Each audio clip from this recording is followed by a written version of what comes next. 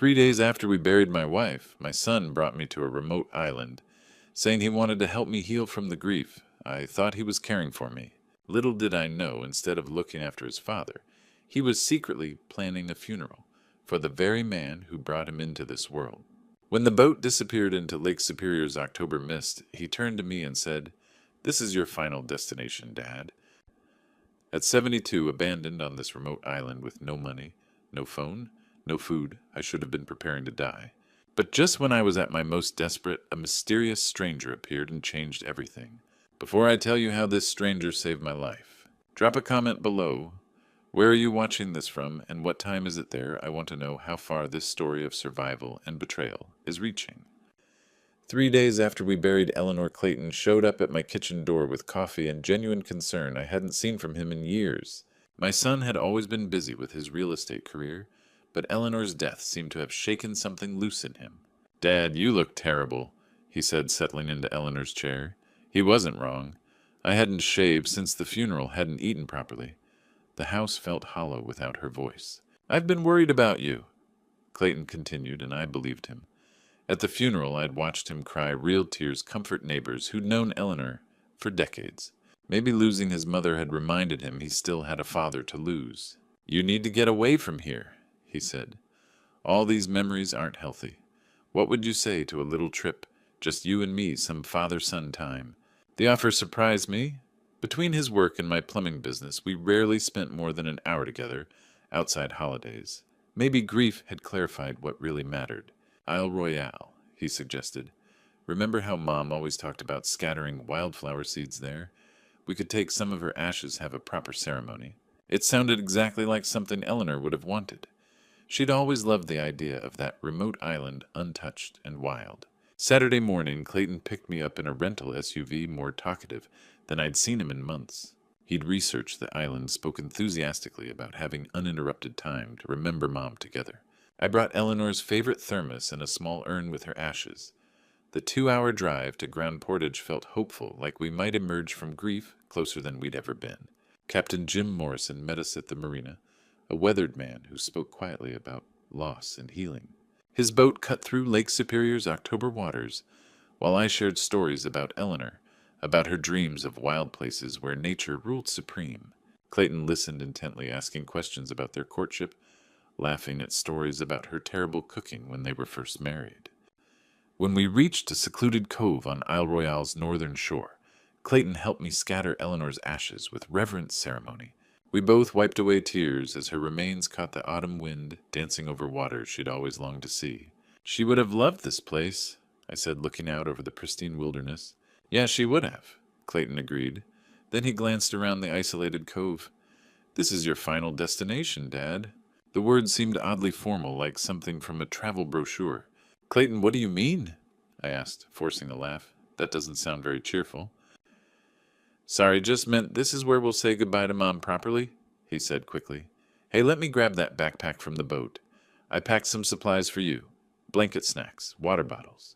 Thought you might want to sit here quietly for a while and think about her." It sounded thoughtful. I nodded, touched by his consideration. I watched him wade out to where Captain Morrison waited. I assumed they were repositioning, maybe anchoring in deeper water. But the engine roared to life and grew fainter instead of stopping. The boat was leaving, not repositioning, actually leaving. "Clayton!" I shouted, waving my arms. "Clayton, wait!" But they kept going, cutting through choppy waters toward the horizon. I called until my voice went hoarse, certain there'd been some mistake. As afternoon shadows lengthened and October air grew colder, the horrible truth settled in my bones, like the approaching chill. I checked my pockets frantically. No cell phone. I'd left it on the boat at Clayton's suggestion, said this trip was about disconnecting from the world. No wallet, no identification, nothing but Eleanor's empty thermos. My son had brought me to one of America's most remote islands and abandoned me with nothing. As the afternoon sun began its descent, I realized I had two choices: give up and die or fight to survive. The silence that followed was deafening. No boat engines, no human voices, just Lake Superior's waves against the rocky shore. I stood there for another 10 minutes, still hoping this was some elaborate mistake. But hope is a luxury when October temperatures start dropping and you're stranded 40 miles from mainland.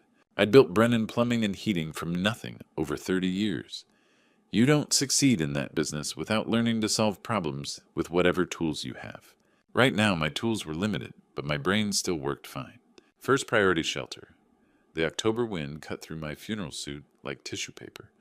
About 50 yards inland, I found a rocky overhang that formed a natural windbreak. Not the Ritz, but it would keep the worst weather off me. Second priority, water.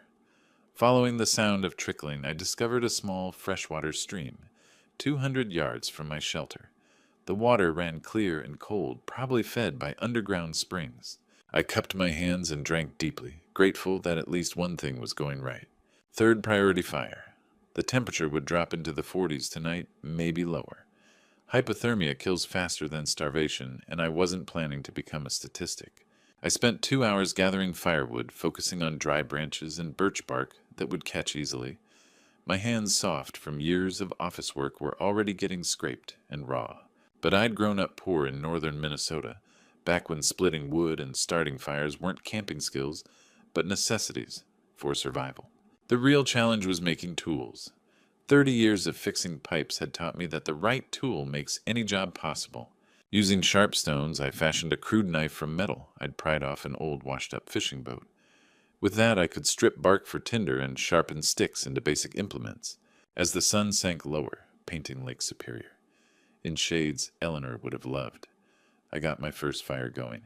The flames felt like victory, small but significant. I wasn't just surviving anymore. I was adapting. I rationed the energy bar from my jacket pocket, saving half for tomorrow. Water wasn't a problem with the stream nearby. Shelter was crude but functional. Fire would keep me warm through the night. Sitting by that flickering flame as darkness settled over the island, my mind drifted back to younger days. Growing up during lean years after my father died, when my mother worked 2 jobs, and we heated the house with wood, we cut ourselves. Army training that had seemed pointless, but now felt like a gift. Even the early days of the plumbing business, when I'd worked 18-hour days with bleeding hands to build something lasting, I'd thought those hard times were behind me. Turned out they'd just been preparing me for this. The October night was brutal, temperatures dropping into the 30s. I fed the fire every hour, dozing fitfully between trips to gather more wood. My funeral suit provided about as much insulation as a bedsheet, and the rocky ground made every position uncomfortable. But when dawn broke gray and cold over Lake Superior, I was still breathing, still thinking, still planning. The first night was brutal, but I had survived. Tomorrow would bring new challenges. Dawn arrived with a clarity I hadn't felt since Eleanor's diagnosis. The gray light didn't look threatening anymore. It looked like opportunity. My stomach reminded me that one energy bar wouldn't sustain a 72-year-old man for long. But I'd learned something during my first night: panic kills faster than hunger. Today I would hunt for food with the same methodical approach I'd used to build my business. I started close to camp, remembering survival lessons from Army days.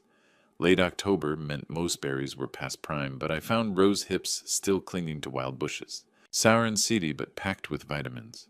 I also identified wild onions near the stream, their sharp smell unmistakable. The real prize came when I spotted acorns under a massive oak. I'd watched my grandmother process them during the Depression, leaching out bitter tannins with repeated soakings.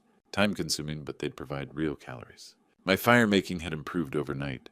What took an hour yesterday now took 15 minutes. I'd learned to prepare everything in advance. Tinder-kindling fuel wood, arranged like parts for a plumbing job. Organization had made me successful in business. It would keep me alive here. Fishing proved trickier. I'd fashioned hooks from safety pins and found worms easily enough. But after 3 hours, I'd caught nothing but frustration.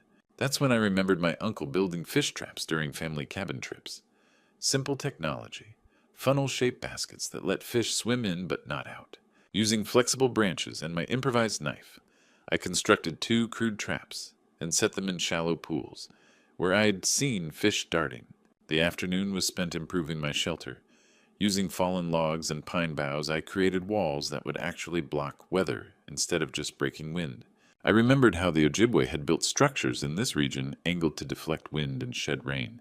As I worked, my mind wandered to early days of Brennan Plumbing, starting with nothing but a used truck and inherited toolbox. Eleanor pregnant with Clayton, me working 18-hour days to build something lasting. The satisfaction of solving problems, creating solutions where none existed. That's what this was. Another business problem. Limited resources, hostile environment demanding customer. The same principles applied. Assess the situation, prioritize needs. Use available materials efficiently, never give up. By evening, I'd constructed something resembling a proper shelter. My fish traps had yielded 2 small perch. Not much, but protein. I'd processed enough acorns to make bitter but filling paste. Rose hips provided tartness and vitamins. Sitting by my improved fire as the second night settled around me, I felt something I hadn't experienced since Eleanor's death: pride. Not in my circumstances, but in my response to them. I was adapting, learning, surviving through skill rather than luck.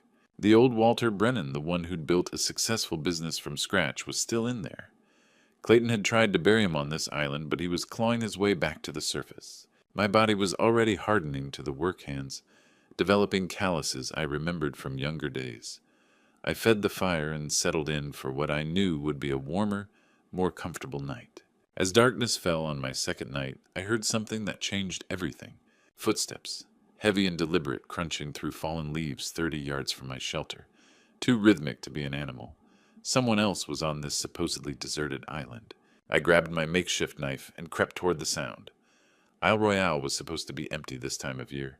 Either I was about to meet another stranded soul, or Clayton's plan was more complicated than abandonment. The footsteps stopped. Then a gruff voice called out, "I can smell your smoke, friend. You might as well come out." "I'm armed," I called back, which was technically true if sharpened metal counted as a weapon. A laugh echoed through the trees. "So am I, but I'm not looking for trouble. Just wondering who else is crazy enough to be camping here in late October." The man who stepped into my firelight looked carved from the island itself. Mid-40s, weathered face, practical outdoor gear that had seen serious use. His hands rested casually near his belt, but I noticed the confidence of someone comfortable with whatever tools he carried. "Max Rivers," he said, extending a calloused hand, "and you'd be the fellow making enough noise to wake the dead." "Walter Brennan," I replied. His grip was firm but not aggressive. Didn't realize I had an audience. "Been camping half a mile north for the past week," Max explained, settling onto a log near the fire. "Heard you thrashing around yesterday. Figured you were either lost or new to this." Something in his manner put me at ease.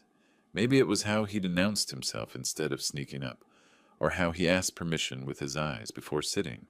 "Coffee, Hatsus?" Max asked, producing a metal cup and camp stove from his pack. Real coffee, not pine needle tea. The smell alone nearly brought tears to my eyes. We sat in comfortable silence while it brewed 2 men who understood some situations called for quiet assessment. "So," Max finally said, handing me a steaming cup, "what brings a gentleman in a funeral suit to Isle Royale without proper gear?" The question was gentle, but I heard underlying concern. This man had experience reading people and situations. Lying would be pointless. "My son brought me here to scatter his mother's ashes," I said carefully. "Then he left without me." Max's expression didn't change, but something shifted in his eyes. "Left you how?" "Took the boat. Said he'd be back for supplies, but that was 2 days ago." 2 days. Max sipped thoughtfully. "Weather's been clear, lake's been calm. No reason a boat couldn't make the round trip twice over." I nodded, grateful someone else was reaching the same conclusion I'd been fighting. "Mind if I ask what kind of relationship you had with this son?" The question hit deeper than expected. I thought we were finally getting close. His mother just died, and he seemed different, more caring. Suggested this trip to help us both heal. Max stared into the fire for a long moment. "I spent 15 years as a park ranger," he said finally. "Saw all kinds of family situations out here. Some folks come to connect with nature. Others come to disconnect from problems they can't solve. What brings you here?" "Failed to save someone once. Someone who trusted me to know better." His voice carried old pain. "Come here every October to remember why I can't afford to make that mistake again." We sat with that revelation as the fire crackled between us. Finally Max spoke again. "Walter, I don't think your son is coming back. Question is, what do you want to do about it?" The words I'd been avoiding for 2 days hung in the air like smoke. My son had tried to kill me. Not in passion or desperation, but with cold calculation and careful planning. "I want to get off this island," I said quietly, "and I want him to know I survived." Max nodded slowly. "I can help with both of those things." When Max showed me his radio equipment, I knew my son's plan was about to backfire. The morning sun was barely visible when Max led me to his radio setup. A proper ham radio with antenna rigged high in the trees, solar panels, for power even a waterproof laptop. "Who do you want to call first?" Max asked, powering up the equipment. Leonard Gray had been my business partner for over a decade, the one person who knew every detail of Brennan Plumbing's finances. If Clayton was up to something involving money, Leonard would spot it. The connection crackled to life. Leonard's familiar voice came through confused but relieved. "Walter Jesus, where are you?" "Clayton said you were on some grief retreat, wouldn't give details. Said you needed complete isolation." My stomach tightened. "What else did Clayton tell you?" "He came by Monday asking about business valuations. Said you were thinking retirement, wanted to know what the company might be worth. I figured it was planning ahead, but something felt off." "Off how?" "He kept pushing for specific numbers. Assets, client contracts, equipment value. Then he asked about the key man insurance policy we took out last year. Wanted exact payout amounts." Ice formed in my veins. "Did you give him the information?" "Some of it." "He's your son, Walter." But then yesterday, Randolph Stone called asking similar questions. Said Clayton had been to see him about updating your will. Max gestured for the microphone. "Leonard, this is Max Rivers, a friend of Walter's. We need you to patch us through to Randolph Stone immediately. This is urgent." 20 minutes later, I was listening to my family lawyer confirm my worst fears. "Walter, thank God you're alive." Randolph's voice was tight with concern. "Clayton came Monday with documents he claimed you'd signed. Insurance beneficiary updates, business succession plans, even a new will. The signatures looked authentic, but the timing bothered me." "What kind of documents?" "Increasing your life insurance from $800,000 to $1.2 million. Adding accidental death clauses that would double the payout. Designating Clayton as sole beneficiary of the business instead of the 50-50 split we'd planned." My hands were shaking. Max steadied the microphone. "Randolph, I never signed any of those documents. I haven't been to your office since Eleanor's funeral." Silence stretched across the airwaves. Finally, Randolph spoke again, his lawyer's training, keeping his voice level. "Walter, if those signatures are forged, and if Clayton believed those policies were valid, then your death would have made him very wealthy. The business alone is worth nearly $2 million plus insurance payouts." "How much total?" "Close to $4 million. Max let out a low whistle. I felt sick. "There's something else," Randolph continued. "Clayton filed a missing person report yesterday, told police you'd gone on a solo camping trip to process grief, but were supposed to check in daily. Search and rescue is being organized for this weekend." The pieces clicked together with horrible clarity. Clayton wasn't just trying to kill me. He was orchestrating the perfect cover-up. Grieving son reports missing father. Tragic accident during emotional camping trip. Insurance companies pay out without question. No one would suspect murder. $4 million. That's what my life was worth to my son. Not my love, not my guidance, not the business I'd built for his future. Just cold cash to solve whatever problems he'd created for himself. Now I understood the full extent of Clayton's betrayal. It was time to plan my return. The transformation from victim to strategist happened within an hour of those devastating phone calls. Max and I had turned his campsite into a war room, plotting my resurrection with the same precision I'd once used to build my business. "First things first," Max said, spreading a Lake Superior map across his table. "We need you off this island before Clayton's search and rescue charade begins. Once official boats start looking for your body, our window closes." I was already thinking ahead. "Leonard, are you still there?" My business partner's voice crackled through the radio. "I'm here, Walter. What do you need?" "I need a boat. Quiet pickup, no official channels. My cousin Danny runs charter fishing out of Grand Portage. He owes me favors, asks no questions. I can have him at your location this afternoon." "Perfect. But Leonard, this is crucial. No one can know I'm alive yet. Not until we're ready." "What kind of trap are we talking about?" Max leaned toward the microphone. "The kind that puts murderers in prison." For 2 hours we coordinated what felt like a military operation. Randolph would file preliminary fraud charges based on forged documents, but hold off serving them until I could confront Clayton directly. Leonard would secure business assets and gather financial records. Max would document everything we'd discovered. "There's something else." Randolph's voice came through static. "Clayton's missing person report creates a timeline. If you suddenly reappear without explanation, it might look suspicious." "What do you suggest?" "We need a plausible story, something that explains your absence but doesn't implicate anyone until we're ready." Max grinned. "How about this?" Walter got disoriented during his grief retreat, wandered deeper into the island. A concerned fellow camper helped him find his way back. Simple, believable, and gave us cover for the evidence we'd gathered. More importantly, it would let Clayton think his plan was working until we destroyed him. I want to be there when he finds out I'm alive, I said quietly. I want to see his face when he realizes his murder plot failed. That can be arranged, Randolph replied. But Walter, are you prepared for what comes next? Once we expose this, there's no going back. Clayton will face serious prison time. 3 days ago, I would have done anything to protect my son. Now, after learning he'd coldly calculated my death for money, I felt something harder than grief settling in my chest. He made his choice when he left me on that shore, I said. Now he lives with the consequences. By noon, we'd finalized every detail. Danny's boat would pick me up at 2 o'clock. Leonard would meet us with dry clothes and transportation. Randolph would coordinate with law enforcement for Clayton's arrest. Max helped me pack evidence we'd gathered. Radio logs, photographs with timestamps, samples of improvised survival tools. Everything proving I'd been stranded against my will. You know, Max said as we waited, in 15 years of ranger work, I never saw anyone handle a situation like this with such calculation. 30 years of running a business teaches strategic thinking, I replied. Clayton thought he was dealing with a helpless old man. He's about to learn the difference between age and weakness. At exactly 2 o'clock, Danny's charter boat appeared on the horizon. As we loaded my possessions and evidence files, I took one last look at the rocky shore where my son had abandoned me to die. As we left Isle Royale behind, I was no longer the abandoned father. I was a man with a mission. Solid ground felt foreign after 3 days on Isle Royale. Leonard waited with updates that made my blood run cold. Clayton scheduled your memorial service for Friday, he said as we drove into town. Already contacted insurance companies about expedited payouts. A memorial service for a father he'd murdered.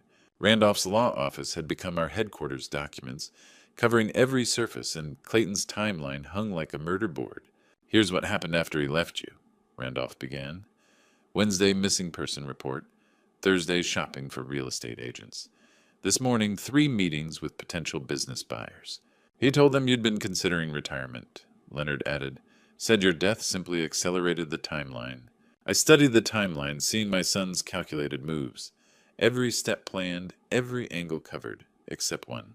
The insurance investigator, Janet Morrison, Captain Jim's daughter, suspicious from the start. Her father mentioned the charter seemed odd. Why take a grieving widower somewhere so remote? She'll attend the memorial undercover, Leonard continued. The moment you appear, she arrests Clayton for fraud. Walk into my own memorial service. The irony was bitter. What's the setup? Friday morning, 10 a.m. Clayton's invited everyone. Business associates, insurance reps, even potential buyers. He wants witnesses to his grief. Max pulled out documentation. We've recorded everything from the island. Timeline proving abandonment. Survival evidence, radio conversations with timestamps. There's more, Randolph said carefully. Clayton's making arrangements beyond the memorial. Moving money, closing accounts, booking travel, planning to disappear after insurance pays out. The scope of betrayal kept expanding. Not just murder, but complete erasure of my existence. What about Courtney? Leonard's expression darkened. She's asking questions. Yesterday confronted Clayton about the insurance policies. What did he tell her? That you discussed updating everything before the trip. Said you had a premonition, wanted family provided for. Even his lies painted me as complicit in my own murder. We need her testimony, Randolph said.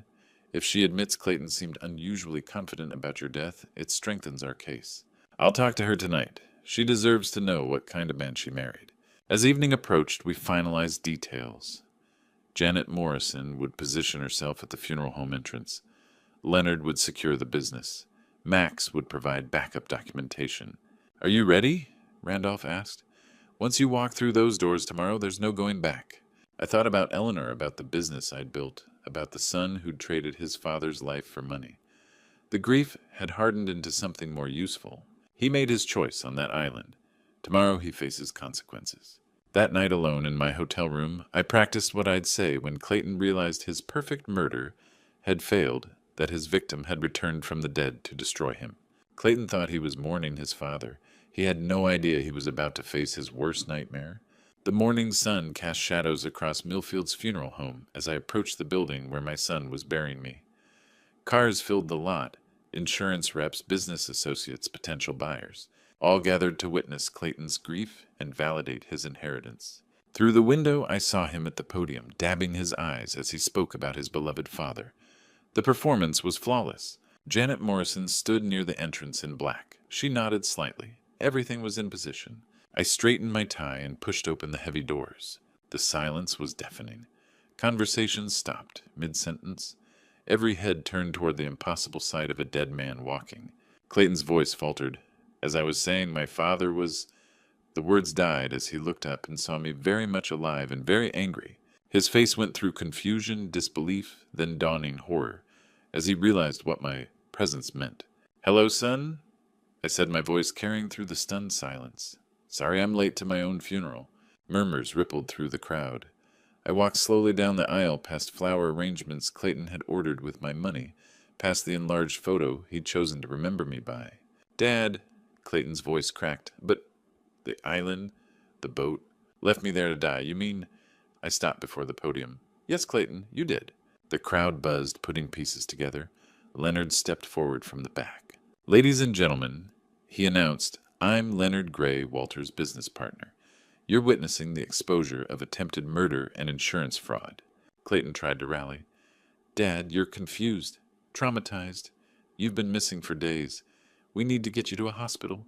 "The only person going anywhere is you," Janet Morrison said, showing her badge. "Clayton Brennan, you're under arrest for insurance fraud, filing false reports, and attempted murder." The words hit him like physical blows. His legs gave out, collapsing into the chair behind him. "This isn't happening," he whispered. "Oh, but it is. Oh," I said, pulling out Max's folder. "Radio logs proving I was stranded against my will.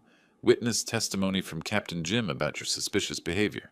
Financial records showing your inquiries about business valuations and insurance payouts."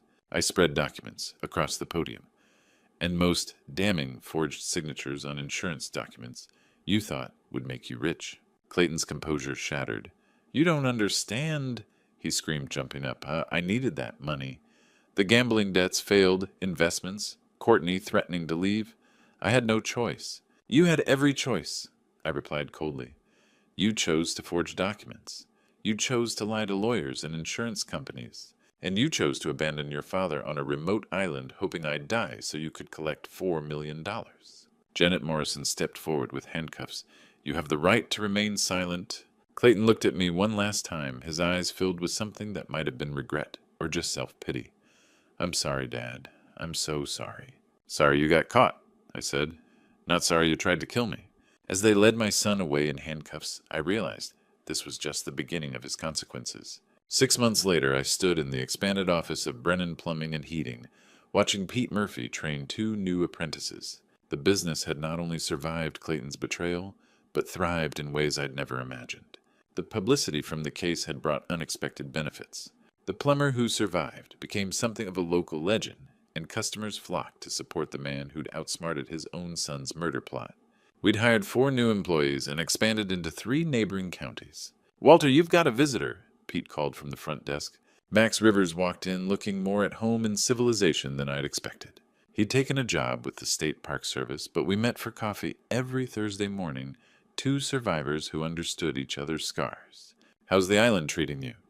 I asked, pouring him coffee from Eleanor's old thermos. "Quiet, peaceful. Everything I need it to be." He settled into the chair across from my desk. "How are you holding up with all this?" He gestured toward the newspaper clipping framed on my wall. "Local son sentenced to 15 years for attempted murder of father." 15 years.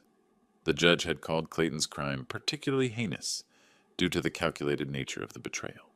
Courtney had divorced him before the trial ended, taking their children and moving back to her mother's house in Wisconsin. She testified against him, describing his unusual confidence about my death and his immediate plans to spend the insurance money. "Some days are harder than others," I admitted. "I keep thinking about the boy who used to help me fix pipes in the basement, who'd get so excited when I taught him to use the wrench properly." "That boy grew up to be a man who tried to kill you for money," Max said gently. "You can mourn who he might have been while accepting who he became."